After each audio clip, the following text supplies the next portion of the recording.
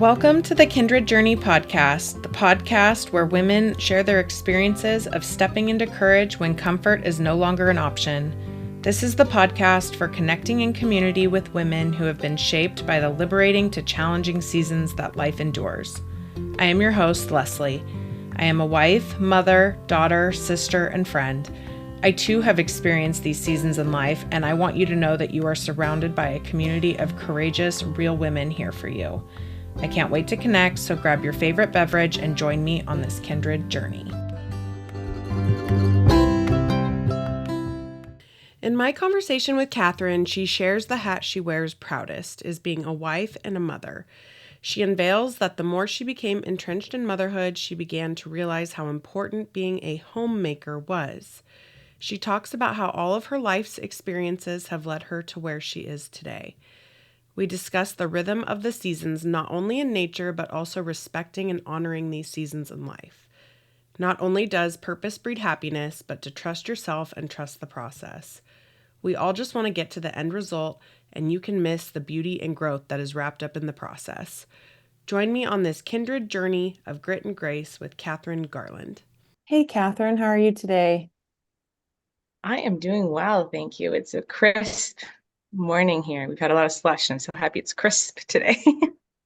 It has been a little bit of an inversion here and more doom and gloom, but still cold. So 'tis the season. Fair enough. Yeah. Well, welcome. Thank you for joining me today and being a guest on the Kindred Journey podcast. We've had the privilege to get to know each other a little bit, but maybe you could share with the listeners a little bit more about you, a little bit more of an introduction. Of course. Yeah, so my name is Kathryn, and I live in sort of South Central British Columbia. And I am first and foremost a wife and mom to four amazing kiddos. And my life has just been a journey of twists and turns and ups and downs. I went to university because I was supposed to, and I don't really think I wanted to. So I think in a bit of a silent protest, with an unconscious silent protest, I ended up majoring in German. And that took me to a year abroad in Germany, which was just an amazing experience. So, I didn't want to go to university, but no real regrets. Then I went to teachers college and did the same thing where I was like, I need to go away. So my now husband, we were just engaged and at the time, and I said, I'm not applying to any local jobs, by the way. I'm applying only overseas. And he went, I don't know about that, but I did it anyway. So we ended up going to China for a year. And I taught there before coming home and teaching in Canada. And then, I wasn't even sure if I wanted to teach. So it was all these like twists and turns of, I took some traditional Chinese medicine classes, and then I got my real estate license. And it was just like, I just was always all over the place in everything that I did. And always just trying to find exactly what lit me up. And the reality is, what lit me up the most is being a wife and mom, being a curator of my home. I'm a homemaker in the real sense of the two, separate the two words, a home maker. I make the home, So that's what I think everything led me to that. Yeah, I think that's beautiful. And why you said the twists and turns along the way kind of led you to where you are today. So whether they, like you said, no regrets or anything, because the trajectory of those paths shifted you forward to where you are now. So that's great. Well, thank you for that intro. Yeah, all those twists and turns kind of gave me a foundation for what I really wanted, right? And if I hadn't decided to go to Germany, or if I had just been like, okay, I'll just get a job here or whatever, who knows where I would have ended up. And it probably wouldn't have been here. Right. Exactly. And I'm sure there were several seasons of courage in those twists and turns and those forks in the road that you made along the way.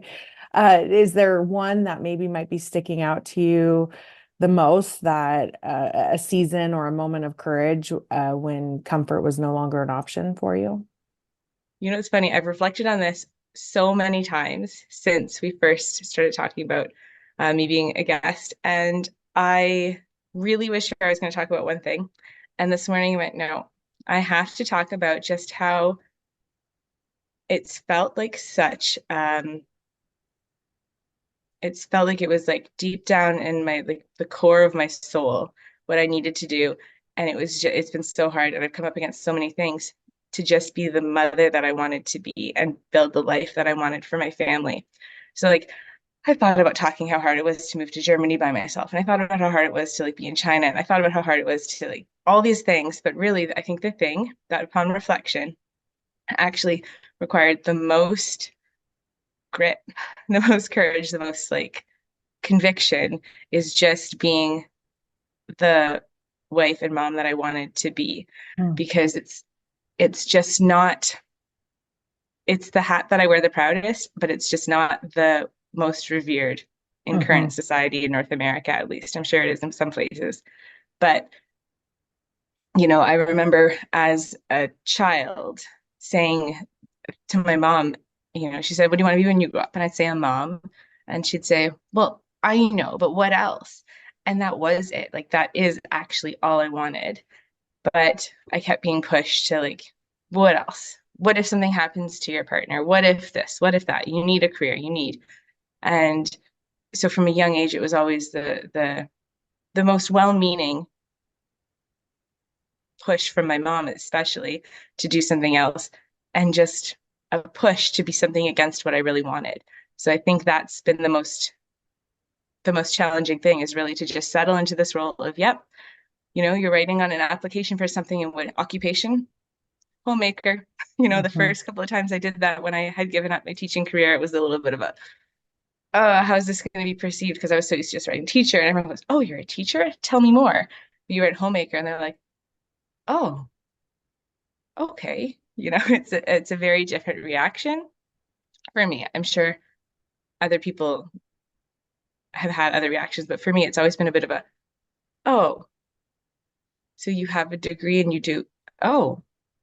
And I feel like that's been the hardest thing to move through and accept, because that's what I really wanted. I wanted to be present for my family fully. You Mm-hmm. know, I still have things for me and do things for me, of course, but I wanted to be fully present. And I really wanted to know my kids, and I really wanted to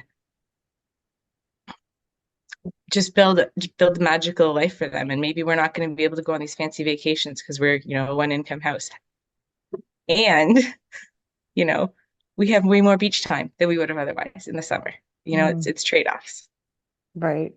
Well, I think that's so beautiful. And thank you for sharing. I want you to know that this is a safe space for you to tell your story and share your experience, and it's honored and respected here. So please feel free to speak freely, because I know it does take a lot of courage sometimes just to show up and share your, like you said, it just writing a teacher on applications and then homemaker, that takes courage to live authentically with who you knew from a young age who you were meant to be. And I think that's really beautiful, and that's really strong and bold and courageous. So thank Yeah, you.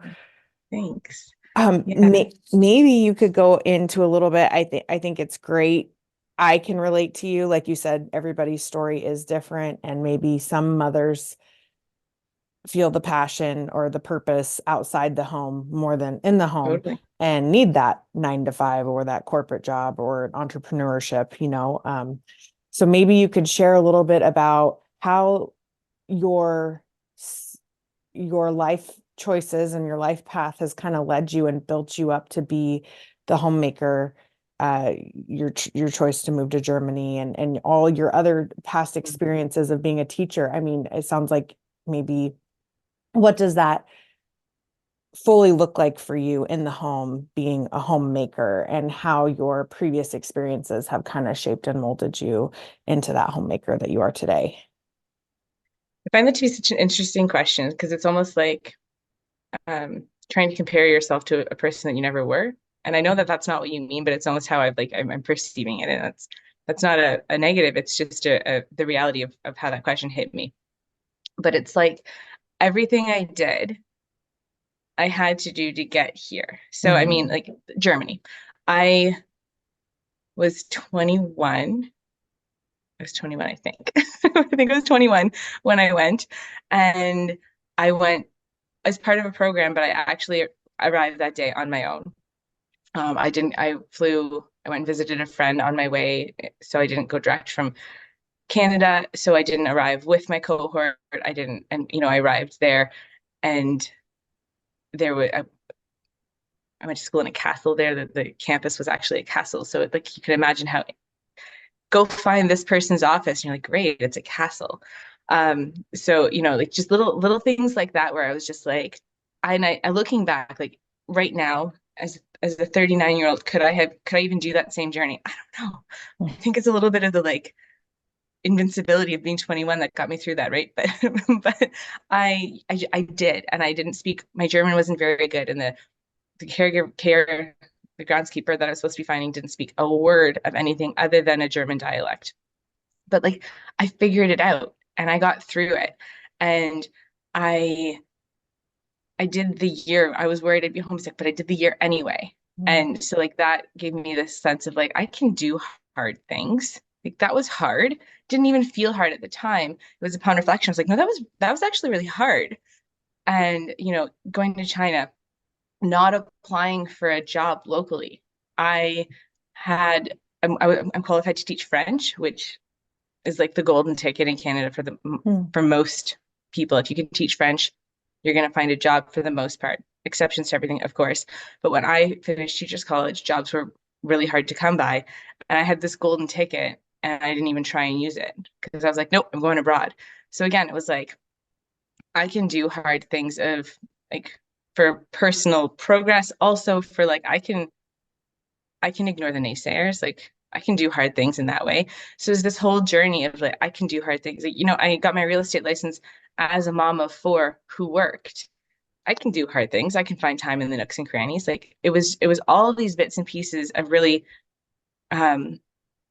doing what was quote unquote acceptable for the path I was quote unquote supposed to be on. And it helped me figure out that I could do what really lit me up.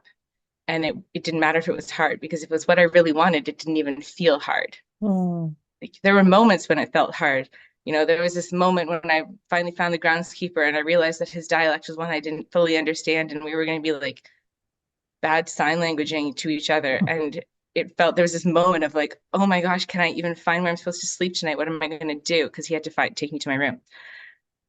But I got to my room and I went to bed, right? Like it worked out. So there's just this series of moments felt hard, but the overall nature of things didn't feel that hard because it's what I wanted. I wanted to be in Germany. I wanted to be in China. I wanted my real estate license. I wanted, it's like, anyone who's ever given birth, that's really hard. This is hard work, but it's not, it doesn't matter how your delivery goes, whether it's smooth sailing, whether you end up with an unexpected C-section, like it doesn't matter. It's hard. It's hard on your body. It's hard mentally. It's hard emotionally. It's hard. But did you ever consider not doing it? No, because you're getting a baby at the end. Of course you're doing it, right? So it doesn't feel as hard as it actually is because it's something you want so badly. So all these things that I did really were culminated in me realizing it doesn't matter. There's going to be days, there's going to be weeks, there's going to be entire seasons where I'm going to be up against people saying, what were you thinking? But it's what I really wanted. We actually uprooted our entire lives basically a little over 2 years ago and moved from Ontario to British Columbia. My husband has some family out here, not super close to us, but out here. But all of my family is where we were. And that was a hard one. Like, family is really important to me. And it was just this moment of, I always had a dream of having a farm. We couldn't afford it where we were. It was a life I really wanted to give our kids. So again, it was another thing that on reflection, looking back, it was really hard. It was a hard decision to make. It was a hard move to make, figuring out what to remove and what to sell and what to all the things. But even in the season and even right now where I am, it wasn't that hard because it's what I really wanted. And it was what I needed to give, I thought I needed to give my kids. So all the things, while they're really hard, it's usually for me upon reflection, I'm like, oh, that was hard. When I'm in it, it it doesn't feel that hard because it's what I feel like I'm supposed to be doing and where I'm supposed to be going, and what just that whole thing of what life do I want to give my kids? Did I realize in some of my past journeys that I was doing that to give them this good life? I had no idea. But, traveling gives you a different perspective on everything, and immersing yourself in different cultures even more than just visiting for 2 or 3 weeks. So just the perspective shift even that gave is something that I'm able to show and share with my kids, because we homeschool as well. There's another thing everyone said, you're going to do what? And sure, there are days when that one feels hard too, but pulling the decision to pull them out of school itself didn't feel hard, because my eldest two did go to school for a bit. That didn't feel hard.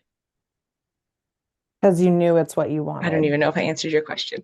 Yeah, no, Exactly. I love how you explain your experience. And I think teaching at university and homeschooling, I mean, there's like I said, and that's, I guess, where my original question kind of rooted from, was like your life experiences kind of led you up to this role as homemaker, and you're proud of it. And I think it's just so fascinating that you're so authentically in alignment with yourself throughout your life. And I commend you for that, because you're aware of what society expects, or what roles that society gives credit to, but you knew it didn't matter if it was hard, because you wanted it and you went after it. You followed your gut, you followed your intuition through, sounds like, a lot of experiences in your life. I commend you for staying authentically in alignment with yourself through hard seasons. Like you said, it probably didn't seem hard at the time because you knew it's what you wanted innately.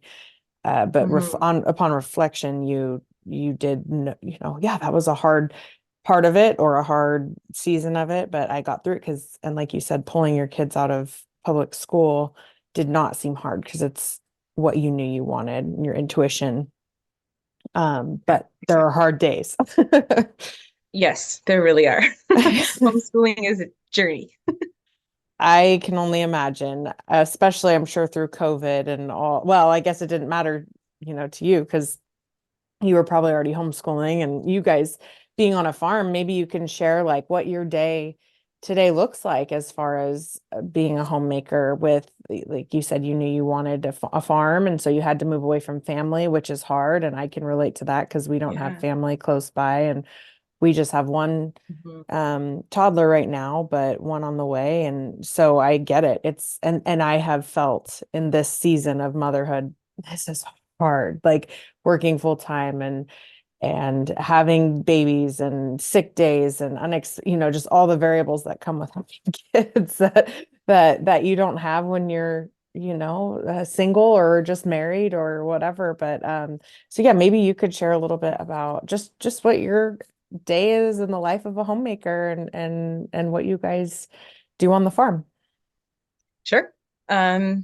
So today, so my kids get up whenever they get up. That's another beauty of homeschooling, is they really are, to a degree, on their own schedule. We very rarely wake them in the morning. For my sanity, they do have bedtime-ish, bedtime window, but in the morning it's, you get up when you're ready. And then just regular little things, like they still have to, make their beds and brush their teeth, and, all those sorts of things, which may seem not worth mentioning, but heavens, we have to have a checklist, or we forget to brush our teeth. So I don't, but we're still on Christmas break right now. But if we weren't, they then have to go outside and they're all responsible for a chore. One of them does feeds and waters the rabbits. One of them does the goats. One of them just collects firewoods, because she's only 5. And one of them is responsible for filling pig feed buckets. Not always dumping them, because the fence is high, and going in there, it's just so mucky right now. So they have an animal or firewood that they're responsible for morning and night. So they have to, do that in a relatively timely manner, because can't make the animals wait forever. They also have an inside chore, sweeping, washing cupboards, dishes, whatever. They have a job that they have to do there. Once all of those things are done, on a regular weekday, we'd move into very loosely we move into school. So all the expectations here, we don't do a lot of formal subjects. So they just do math and language really. And they have me at their disposal till 10 a.m. So from whenever they get up till 10, it's like, if you need me, I am like at the table, we're focused, we're learning fractions, we're doing whatever you need to do. Let's practice our letters, whatever. And then at 10, they're not required to do school before 10. But if they don't, then they might be bringing their book to me while I'm making lunch, or they might be, I'm not going to be fully 100% present because I can't do that for the entire day as they decide, oh, I'm going to work right now. So I help them through things, but it's I get to be a little less focused. I might be a little bit over here, because otherwise, before I instituted that rule, I never got anything done. Because it was, this person wants me from 8 till 9, and then I have 20 minutes before someone else got their math book out, and then I'm in the throes of lessons until 4 p.m. and I'm like, well, now it's time to make dinner, and I've done nothing, which it's just not practical. But I also don't have a set schedule for them very intentionally, so that they can have a little bit of authority over over their day and what they need. So that kind of is school. It goes however it goes. And then a lot of the day is just inside, outside, year round. As I said, we're in South Central BC. So like summers are hot, winters are cold. 40-degree summers is not unheard of, and minus 20-degree winters is not unheard of. That's all Celsius. I don't know what that is in Fahrenheit. That's okay. Hot and cold. Yes. But we, like today, I was already outside with the older two. We have a cow who was due on Boxing Day and she still hasn't calved. We didn't breed her, we got her bred, so I'm not sure if the dating is accurate, because I feel like if she was due on Boxing Day, she should have already had that. Cows are usually, in my experience, cows are usually closer to their due date than humans, let's say. So she should have calved, but we're already out there like checking on her. There's and our chickens and ducks don't really get locked up because they don't want to be. We close the coop every night, but like you can't convince them all to go in. So they're always roaming around, and we have 2 outside dogs and 1 inside dog. So we've already been outside playing with the dogs, and that sort of stuff will continue all day. Just randomly, someone will go out and play with the dogs, or play with the cats, or build the cats a cat teepee in the hayloft, or build a hay fort and go take an animal in there to hang out for a couple of hours, or what have you. And that's why I don't really feel compelled to do much other than math and language with them. Because, the one day when they decided to try and figure out how to build a cat teepee out of broken fence posts and straw and cardboard, I don't know that a science lesson could have taught them more about building than that did. And they're broken fence posts, so they're having to like file them down to make sure that no one's going to get cut, and like all these little things that I didn't even have to instruct them on. They figured it all out, and they built a cat teepee that lasted, I think, 2.5 weeks before it fell. And it actually fell because one of my kids fell on it. Oh. So who knows how long it would have stood up otherwise. Yeah. So and then we try and find a nugget of time in the day where everybody is expected to spend time with a book. And then I do read aloud to them too, but spend time with a book on their own, or with letter tiles, or with bananagrams, but just spend time with playing with words and letters and sounds.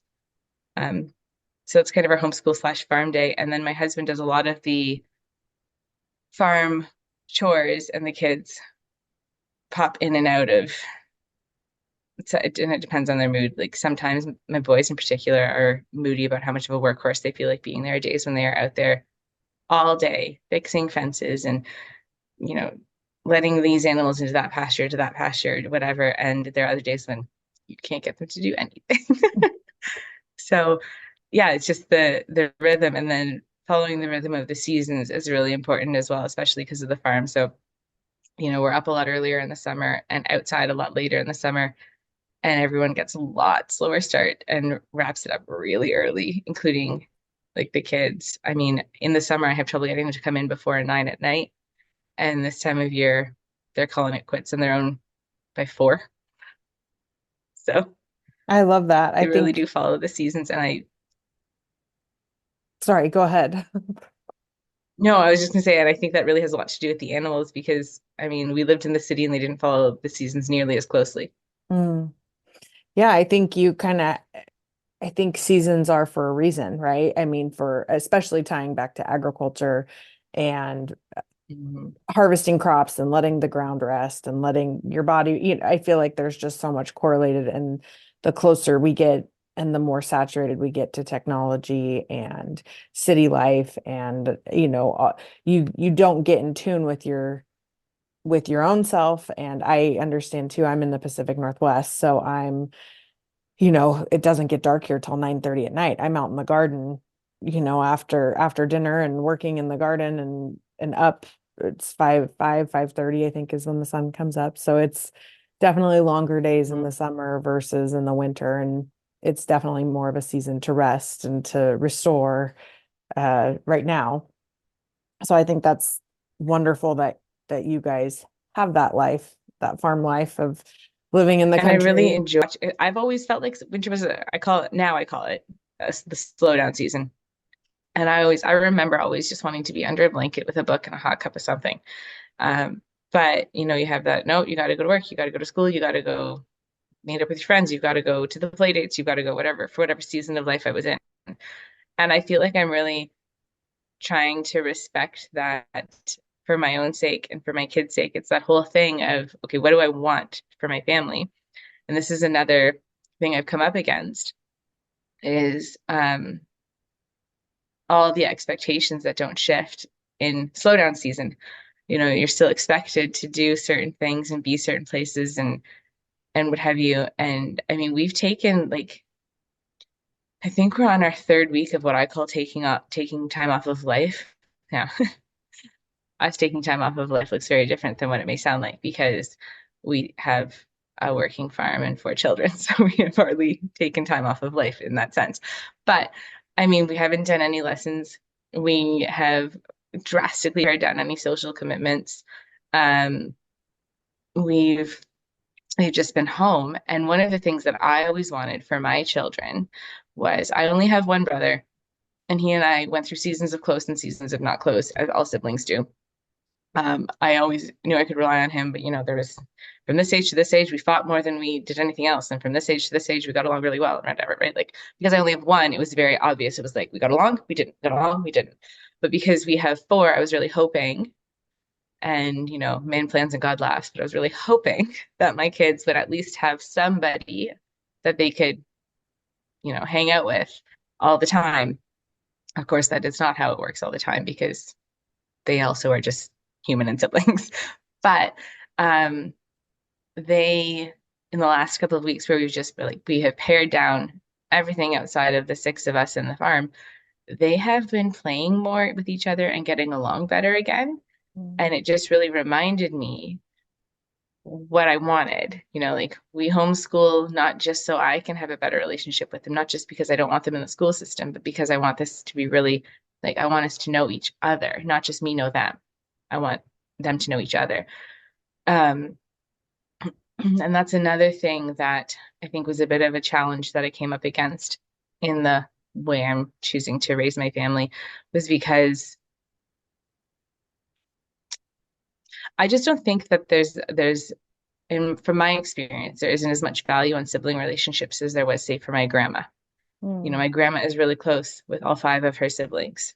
And, you know, I'm sure she's closer with some than others. And this is from a giant age gap because she's my grandma. And my perception of stories I've heard and how I've seen them interact is, very mature adults because they were all in their 50s and 60s before I was even born. Like, you know what I mean? Like, so there's my clear perception versus what is probably their reality. And I still think that for her, she was closer with her siblings than a lot of my peers were with theirs, even if they had a big family, because I just don't think that the same value is put on it. And my grandma's family had no money, so they weren't going and doing things. If they wanted to play, they had to play with each other because they didn't have organized soccer where they had their soccer buddies. They had each other and the neighbors. And And while their I can't imagination. right? And I can't force that on my kids because we still live in this age in this area with these people. I wanted to give them a little bit closer to that with us being together more. And, life does get busy, and they do go to an outdoor school program where they're not all in the same group all the time. They sometimes are together and sometimes are separated and what have you. So there's, that independence and autonomy that I think is also important, because they need to figure out who they are outside of each other. Mm-hmm. But these past couple of weeks where we've been home and they've randomly pulled out a board game, to play with each other that they haven't played in a while, or they've been outside sledding until the snow all melted, or what have you.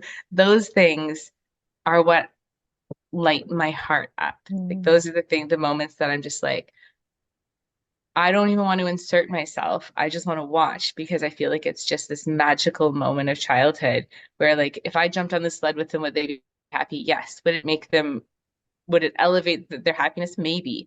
But it also would interrupt the interaction. I just want to, like, sit back at the window and just, like, soak it in, because I think it's just one of the most beautiful things that I feel like we were missing before we made this move, because the city energy is busier. So whether you're busy or not, you feel it. Mm-hmm. No, I can totally relate. And I think that's I just envision that. And that's so beautiful. And I think that's what makes those hard days that you were talking about worth what you're doing, and why you're doing what you're doing is moments like that. And I think And that's just, special. yeah, yeah. And just letting them figure out, to a point. Obviously, we step in if we need to, but letting them figure these things out and figure out their relationships. And like I don't let my kids come to me until they've tried to work out an argument with each other. Like, they're just not allowed. It's just like, first question I ask them is, did you talk to your brother? No? Then why are you here? Unless someone's bleeding or something like that, it's like, deal with each other first. Because I think that we're safest with our family, right? You can be, hopefully, the ideal is you're safest with your family, and you can really be who you are, and you can really figure out how to navigate conflict and how to do all those things. And it's another thing that, because the type of mom I've chosen to be, I have gotten a lot of flack from here and there. Like, why would you let them do this? Why wouldn't you distract them with this? Why wouldn't you? I probably from the outside look like I'm too hands off, but it's a very intentional choice, because I've seen it play out. As my eldest is 11, and I've seen him, I think as young as 8 or 9, I saw him start being able to be a mediator for the younger ones. And I really think it's because I forced him to be his own mediator when he was younger. I didn't step in. I was like, talk to your sister first. Like, I don't know. You're mad at dad. Don't come tell me. Go tell dad. Because, like, that's another thing that they would do is, if they're mad at a parent, they go tell the other parent. Well, I can't fix it for you. You have to go talk to him, have the hard conversations. And I know that there have been times where people have looked at me and been like, why don't you just help them? I'm like, because I could be way off the mark, because obviously I won't see the results for a little while yet. But I really think that that's where they're going to learn their first bits of conflict resolution and managing up and all of those sorts of life skills that you can't teach. Right. Do you feel like your lifestyle has created more? I think you're teaching them real life skills within the home. And I feel like as society, we put off raising our kids in this generation. I feel like it's put off, how do I say this? We're passing the buck to the daycares, to the schools, it's of raising our children. So I think, I guess, like, have you noticed an increase in responsibility, awareness?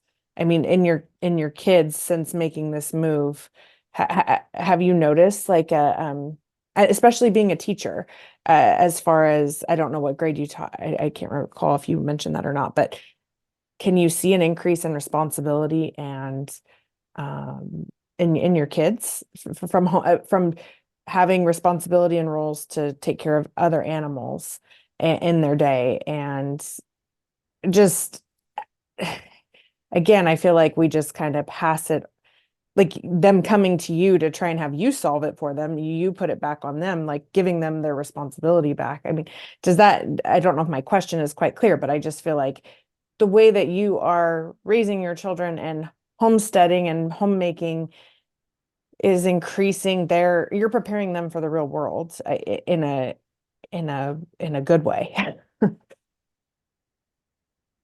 I hope so. um, so everyone's different, obviously. And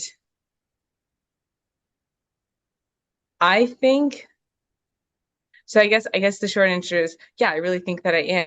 Do I see the fruits of my labor? Sometimes I think that I really do. And I think that, especially when I watch my older kids, they are really able to have an adult conversation with an adult. And then they're able to organize a game of tag with a group of, primary aged, grade, kindergarten to grade 2 aged children and play with them and have fun.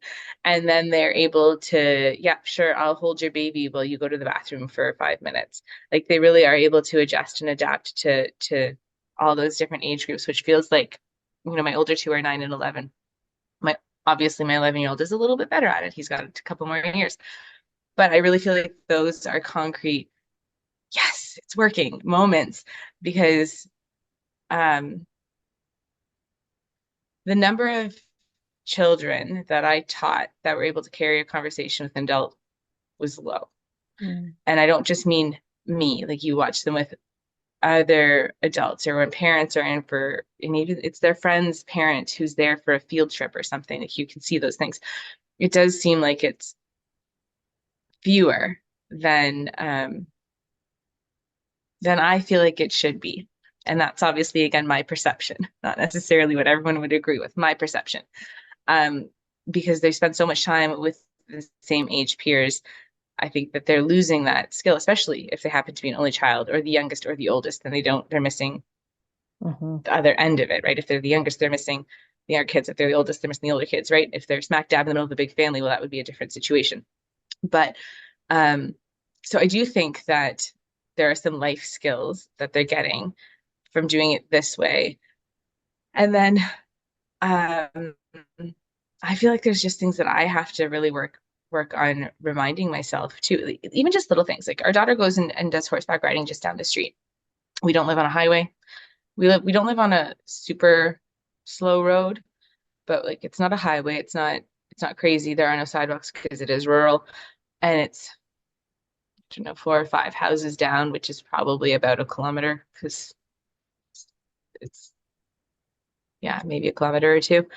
And the first time she went there, first couple of times I walked her. Then there were a couple of times where her brother walked her and he took the house walkie-talkie so we could be in touch. And there were a couple of times where she went alone with the walkie-talkie, and then she started going by herself completely. And it is not far. I think we know every single neighbor between our house and theirs. Like it's not. And but there's this, like, because society's gotten to this point where like you can't let your kids do these sorts of things so often. From my perspective, realistically, I know that that's not accurate, but that's how it feels for me. It's gone this big shift where you can't let your kids do these sorts of things. It's scary. And then I'm reminding myself, when I was in kindergarten, I had to walk to school, and as a kindergartner, it took me like 25 minutes, and I did it by myself. And I had to cross a busy road that was not a highway, but it was a 4-lane road. She'll be fine. So it's like, my whole point of that is trying to remind myself of what they're capable of, so that I, A, don't push them too hard, and B, don't put my fears on them. Like it's like a balancing act between, my 11-year-old sometimes comes to me about problems, and I'm like, you can do this one yourself, man. And then I get in this you can do it yourself, man mode, and my 5-year-old comes and I'm about to send her off to try and solve something on her own that she can't yet, because I'm in this like, you can do this mode. And I think that not letting them climb the tree because you're scared that they'll hurt themselves can be dangerous, because then they don't figure out what their body can do. And forcing them to go solve a conflict that they can't, because they're 5 and they're flooded, emotionally unable to at this moment, both of those things can be equally detrimental to the progress of being able to navigate these situations and manage up and what have you. So I do think that for the most part, yes, success.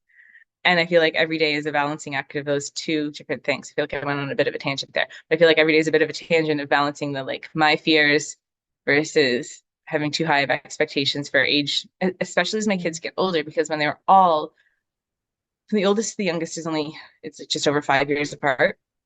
So they were never all developmentally the same, but it was like they were all in this like little phase. They were all little. And now that the older ones are getting more like preteen and from a preteen mentality to 5-year-old mentality feels huge.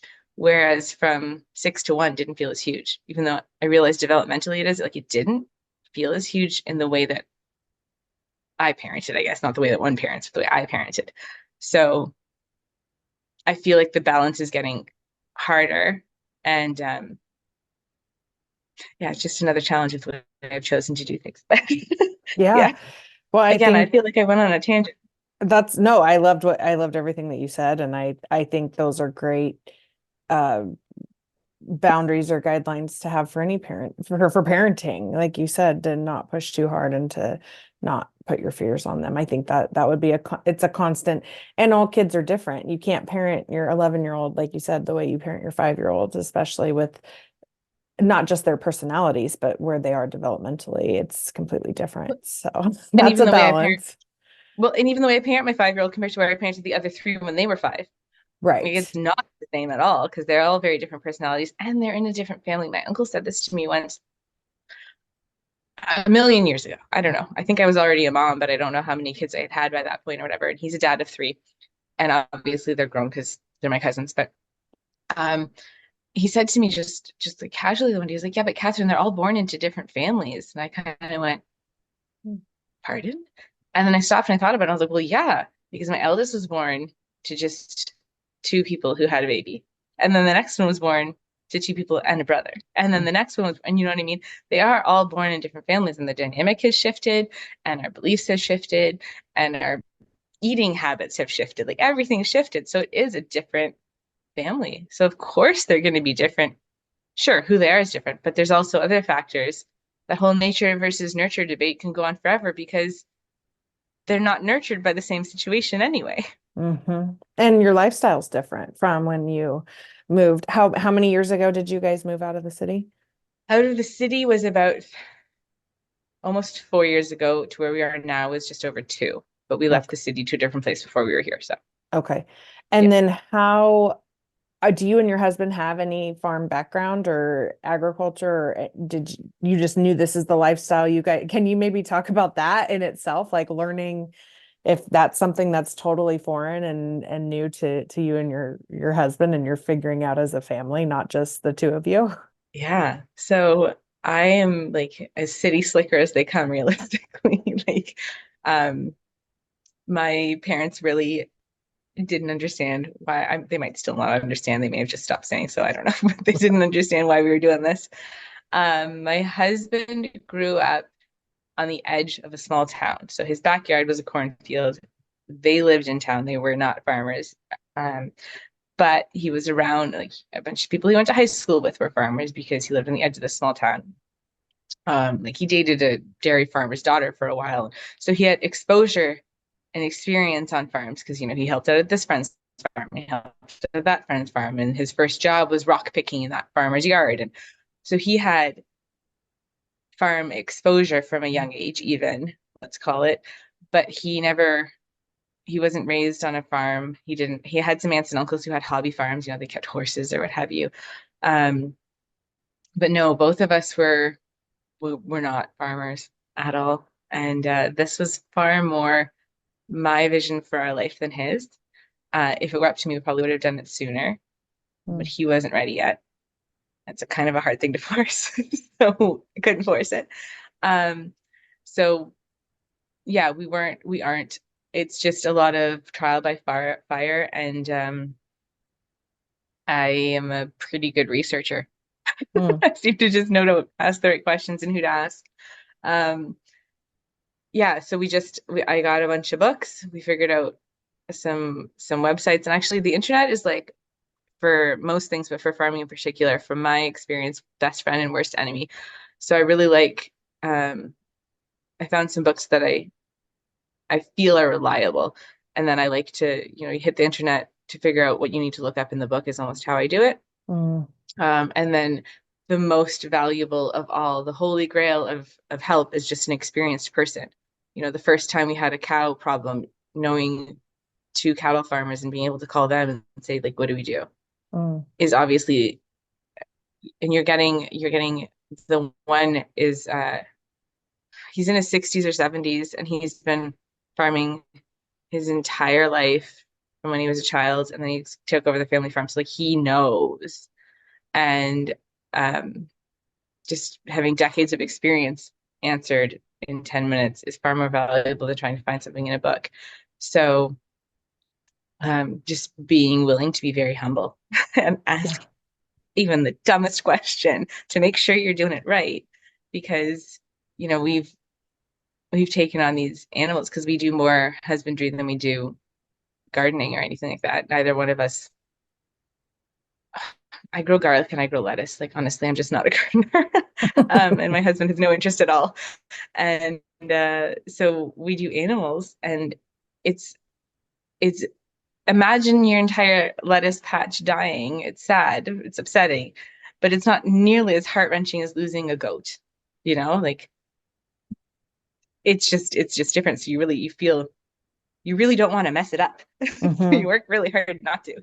So you have to just be humble and willing to ask the questions. And honestly, I've found that as you get more into it, it really is a lifestyle that just starts to make sense. Like, Leslie, I couldn't even explain it to you the first time my husband was outside with the animals angry, and he just watched them get like fired up and like upset with him and everything. And it was like just the realization of, wow, okay, like that we on this land are like one working organism all of a sudden. And just coming to accept that just makes such a difference. It makes it so much easier. And that realization just helps. And even the kids see that. And they're so protective of like this. We got a new guardian dog. She's only 6 months old now, so we got her in the summer. And just watching how protective they were over, like, typically they don't really care about the chickens because chickens do their own thing and what have you, right? They're not a cuddly animal, although they will pick them up and walk around with them. But watching how protective they were of training her not to bug the chickens, or not to like disturb the ducks when they were laying on their nests. And just, I don't think the kids even realize how much they've become part of that working organism, but it's inevitable. And once you do, it's not easy. There's still things to learn. It's not like all of a sudden all the knowledge just like floods into you, but it does become easier. Right. I love that. I just think, like you said, it's a lifestyle that makes sense. And I think what you talked about, the 60-year-old that has this century or, decades of knowledge that the book doesn't, gosh, I mean, we're losing that. I feel like we're just losing the knowledge and the experience, and the more we get towards technology and that. I was talking to somebody about this, what if the internet shuts down? God forbid one day the internet goes away, and you can't YouTube how to can tomatoes or make salsa. You know what I mean? It's just like that was passed on so many generations before us, from grandmothers to mothers to, to granddaughters and grandsons, men and women. But like it was passed on to us. It was innate, and just like they didn't have recipe books. They just knew it by their brain, and now that's dissipating and that's going away. And that's really scary, because I feel like, especially COVID was kind of one of those hiccups in our produce and our, the stopping shipping and grocery stores. That's, some people in the cities think their milk really does come from the back of the grocery store. I mean, that's where their education, actually do. like they actually think the milk, it doesn't. Like, I'm in agriculture for my 9 to 5. So it just amazes me how the lack of education, especially in agriculture, and how hard it is to cultivate on a, like you guys are doing it day in, day out. It's not Yeah. it's not easy. No, So I just, it's a lifestyle. It it's a really is. lifestyle. It totally is. And so do you guys, you said you don't really have a garden or a farm, but do you use meat or milk, or what do you primarily homestead on? Is everything for a purpose, I'm assuming, for you guys, or what do you primarily cultivate? Yeah, so we do have some dairy cows, and then mostly just meat. We have everything, and then eggs, right? We have chickens we have laying hens, and we have ducks that are dual purpose. We do eat them, and then they lay for a season, and then they're in the freezer, and the next round lays for the next season. And everything, rabbits, their meat, and then I've not done it yet, but I really I want to make mitts out of pelts. We've got a freezer full of pelts that just haven't been touched. Mm. And then, we've got the pigs for pork, and we've got the cows for beef, and we've got the goats. We originally got the goats for milk, but then we got the dairy cows, so we haven't been milking our goats, but they're still for meat. And in the summers, we've raised meat, chickens. So yeah, it's all consumables, really. Yeah. And then anything that's not for human consumption, um, you know, ducks get in a duck fight and one of them doesn't make it, that's dog meat. Like, we're not going to eat that drake that died in a duck fight, but the dogs can. Right. So very, very, very little goes to waste. And I say very little because I'm sure something does. I want to say nothing, but I'm sure something does. But very little goes to waste, very intentionally. Mm-hmm. I love that. I think that's wonderful. Do you guys feel like you're happier in your lifestyle? Like you said, it just starts to make sense. Do you feel happier than you were in the city and going against seasons when winter was, just being more in alignment? I feel like it Yeah. sounds like you knew what you wanted from childhood. And do you feel like you're happier? I feel like we're more settled at the very least. Like, are we happier? I don't know. There's days where we feel like city life would be easier. I say we, and I think mostly the kids. Kids sometimes just hate chores.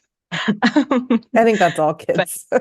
right, I don't know. And this is what I always say. You're looking at it with rose-colored glasses. Would the amount of space you have here that you take advantage of that you didn't have there and wouldn't have there? Like, it's trade-offs, guys. But yeah, I feel like we feel settled, and we feel like we've landed. Like, there felt like there was a lot of periods of flux, and like that whole season where I was like, get my real estate license, go to school for traditional Chinese medicine, do this. While I still firmly believe all of that led me to be who I am and where I am, it wasn't a settled feeling. It was always like grasping and looking and seeking.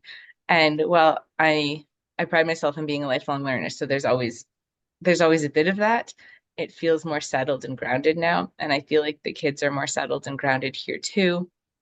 And like, they miss my parents, but they the day-to-day, the purpose that being on a farm gives everyone, I think you can't help but feel. I mean, purpose breeds happiness in a lot of ways. So yes, I think we are happier because of that purpose, because of that like feeling of landed, because we're grounded, because we're focused more around the home, which I think also gives a different sense to everyone. And it just changed so much that that feels like a simple question and such a hard question to answer, because I feel like it has been a series of trade-offs, and there are certain things that we'll always miss about city living. Because, like, honestly, I couldn't imagine not knowing where my food comes from, not raising my food myself, not trading, meat for a box of vegetables and what have you. I couldn't imagine going back to that. And on Christmas Day, nobody wanted to go out and feed the animals. Like, nobody. We were all just like, do we have to get clothes on and go outside? So it is trade-offs. There are moments where you're like, but overall, this is absolutely where we're meant to be, and this is absolutely the life that even when I didn't know what I wanted. Mm. Yeah, I think that's I know it's not rose-colored glasses, but I feel like from where I come from, and I'm not a city person, so sounds like, and I live in a city right now, so so it sounds like bliss to me. I was raised on property and had horses. It was not as upbringing of animals like your family was, but that's my dream for my kids. Like that's what I want to have them raised into. So it sounds like you said, it's not all, especially in the cold and going out on Christmas Day versus staying in your pajamas and ordering takeout, having DoorDash come to your door or whatever. I don't know what's in Canada, but DoorDash is here where they'll deliver food to your doorstep. We don't have it here, but we had it in the city. Yeah. See, so it's trade-offs, but you have a, property to look, I'm sure your neighbors aren't in your backyard either. So there are No, it's true. trade-offs. Yeah. We do have neighbors in our backyard. They're just like a couple of acres away. Right, exactly. It's all about perspective. Exactly. Well, Kathryn, thank you so much. Before we wrap up, I love everything and you probably have maybe already said this, but hindsight 2020, looking back, stepping into the season of courage, which it sounds like you had it on your radar from a very young age of being a homemaker. But what would you have told yourself? Sounds like you've been pretty driven through all of your seasons of doing something because you knew you wanted it and persevering forward. But what would you have told yourself, knowing what you know now, in those moments of doubt or moments of fear, or I don't know if I can do this? What would you tell yourself? I think that it would just be trust yourself and trust the process. Because I shouldn't say you, I so often get caught up in and stuck in this, like, you want to get there. You want to get to the finish line. But if you rush to the end, you're going to miss some of the growth that happens, and you're going to miss some of the beauty that happens along the way. And I think there were definitely many, many seasons where I was in such a rush to shift something or change something or do something else that I missed some of what was right in front of me. And that's something else that I could have had in my back pocket for an experience. I don't even know how it would help, or something like that, if nothing else, right? Sure, I missed the beauty of the moment, but it's also, who knows what else I could have learned if I had just like settled in and landed in that spot where I was in the moment. Because if you're meant to get somewhere, you'll get there. I love that. Well, thank you so much. That was all very wonderful. I enjoyed our conversation, and I hope the listeners do as well. Before we do hop off, if you wouldn't mind sharing where people can maybe find you or connect with you. Yeah. So I'm on Instagram as homespun.kathryn, Kathryn is how you spell Kathryn. I'm also on Facebook. You can find me as Kathryn Garland. I also I have a podcast called Homespun, and I have a Facebook group called Homespun Podcast. And then you can find my podcast called Homespun, Create the Life You Crave, on most places where you can find podcasts. So those are the main places to find me. Awesome. Well, thank you, Kathryn, so much, and I hope you have a great day. Thank you so much, Leslie. Take care. Thank you for joining me and listening to the Kindred Journey podcast. If this episode resonated with you, please consider taking the time to rate and review the podcast and share this episode with family and friends who you think might enjoy it. Your positive feedback helps me reach more courageous women like you. This is my passion project, so without you, I wouldn't be here doing this, and I deeply appreciate your support. Until next time.